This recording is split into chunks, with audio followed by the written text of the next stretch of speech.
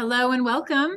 We are so excited to be here with you today, where we spotlight top luxury advisors with Sotheby's International Realty all around the country. I'm Kristine Newell, Senior Vice President of Premier Sotheby's International Realty. And today, I'm so excited to have with me Ryan Preuett. Ryan is with Jameson in Chicago, and he is the Senior Vice President of Sales. He and his team did over 100 million last year and are consistently on the Real Trends list. He also has expanded his business every year, starting in 2012, and has been the #1 producing agent in his office pretty consistently, I think you would add. Welcome, Ryan. We're so excited to have you. All right. Thank you very much. Excellent. So let's talk all things luxury real estate so that we can learn your secrets. Let's start out with, what is the first thing that you do when you wake up every day? When I ran out of time originally, I started waking up earlier and earlier to get more done. And then over time, that sort of evolved where I would say that time before 9 a.m. is sort of for me to get the things I want to get done, whether that's working out, walking the dog, reading, or just having sort of undivided attention on a specific task. I just find after 9 a.m., kind of all bets are off. And you're now, as you work through the to-do list, there's things being added on probably faster than you're checking them off. So to me, that's sort of a sacred time where it's the things I want to do, I get them done first. And I feel like I've sort of won the day, as the business day starts. So what do you love most about real estate? I think what keeps me engaged is every day is a little bit different. I think there's the common theme there is sort of problem solving, and each day it's a little different. I have to remind myself that in real time where initially sometimes people seem unreasonable, whether it's clients, other agents, and I think it's taking the emotion out of that, taking a step back and really having some empathy in terms of where they're coming from, and maybe they just got bad data, maybe they don't know what so it's making them understand why, maybe the price they want for their house isn't how anyone else is going to look at it. And just sort of packaging that in a way that makes sense. And they kind of, you end up at a similar point of view. Right. And what does luxury mean to you? I would say luxury to me means kind of the top of whatever class it's in, where you may have a $2 million 1-bedroom might be more luxurious than a $2.5 million 2-bedroom. I think it's just figuring out what it is. And I don't think, your wealthiest client may, just be buying an in-town unit or a lake house that they go to once a year. There's things where, more money is not always more luxurious. And I think it's, I would say it's typically very upgraded for whatever it is. Okay. Yeah, I like best in class. I like that. It's a really good analogy as well. What 3 things helped you become so successful? I've always, I was in hospitality before I got into real estate. And that kind of opened my eyes that the network you have is probably the most important thing you can do. I think when you're I'm basically trying to create opportunities for everyone within that network. And that took me a little bit to realize that, before I had a team, I was trying to do everything. And a lot of the client development stuff got put on the back burner because we were actually working in a transaction. And then I think as we scaled this team out and built it, it was like, if,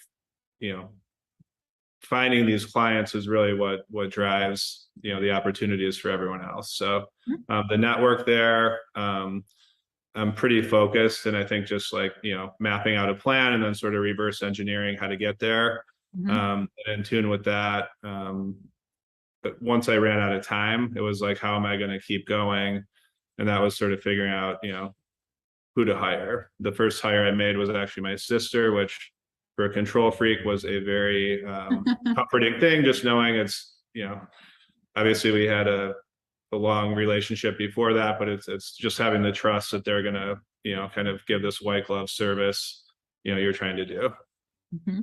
But that was, I think the team is like, no one wants to let go, but you have to figure out what tasks you need to do and what tasks other people can do. And it's, kind of a highest and best use exercise. Right, right. Okay, awesome. What is the most important thing that you must do to market a property right now? What would you say? I think I mean, you've got, information is flowing as freely as ever. There's articles all over the place. I get things sent to me that from clients, kind of confirming whatever narrative they're coming from sometimes. And it's unpacking, is that talking about our market? Is that talking about, a different market? And there isn't like a consistent, not all markets are up and not all are down. So I think it's really understanding what that micro market is, having a data driven approach and pricing it correctly. As silly as that sounds, I think that's where the results come from. And I think it's, having that relationship with a client where they trust you to the point that you are maximizing their return and pushing their price, until it's not affected anymore. Right.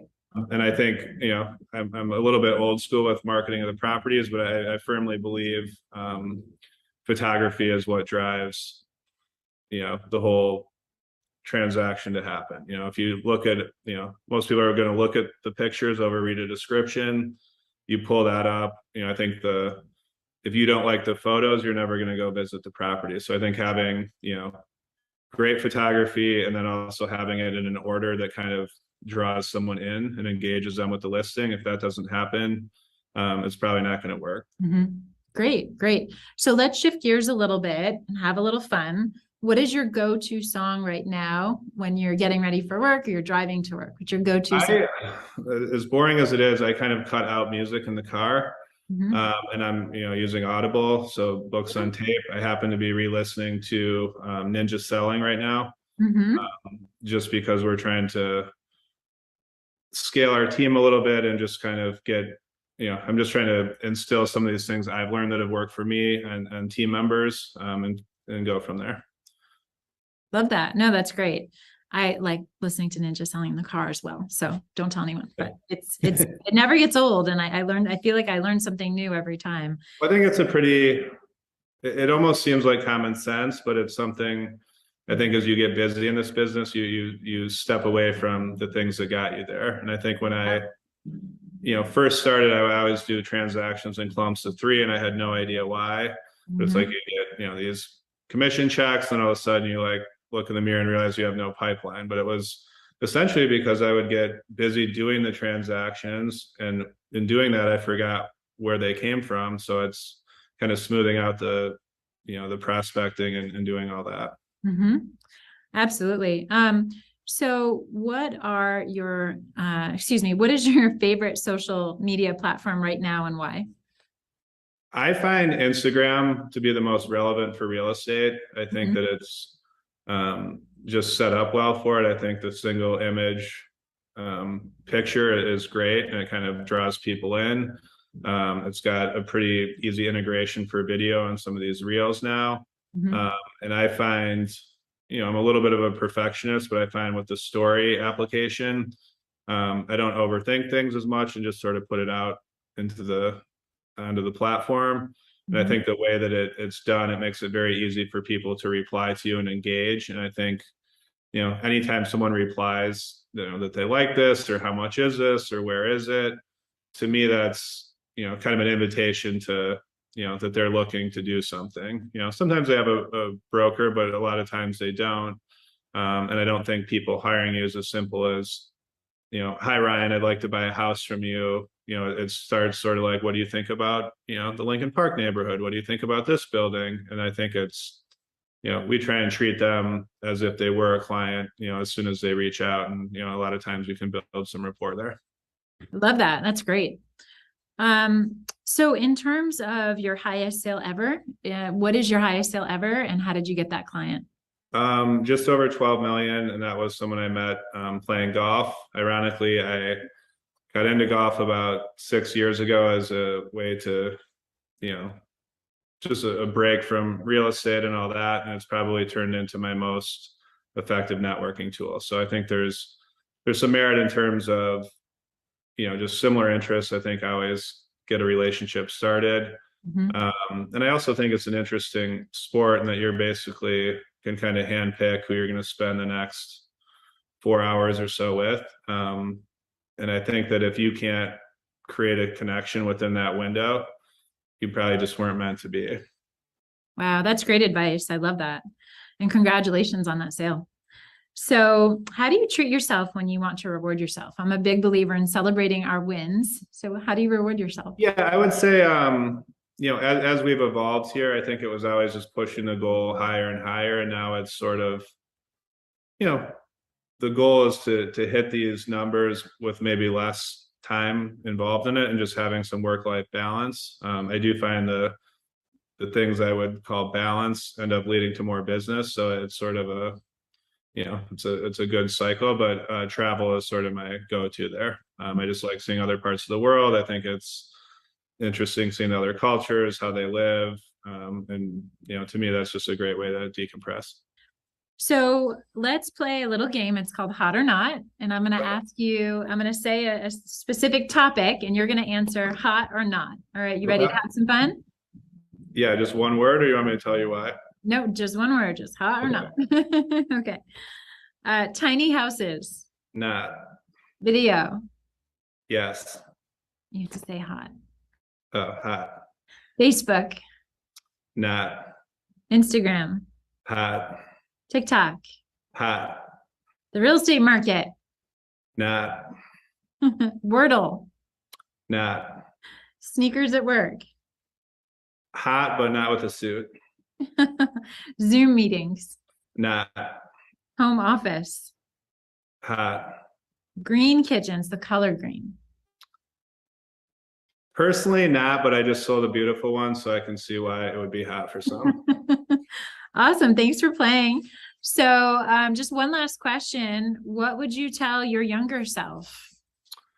If I could go back, I would tell myself that small changes compounded over time lead to the biggest results. You need to be comfortable telling people what they need to hear and not necessarily what they want to. I think just, you get excited about a new listing and it's really easy to agree with them. And I think it's, while they may like it in the beginning, it's just going to be, you need to tell them what they need to hear.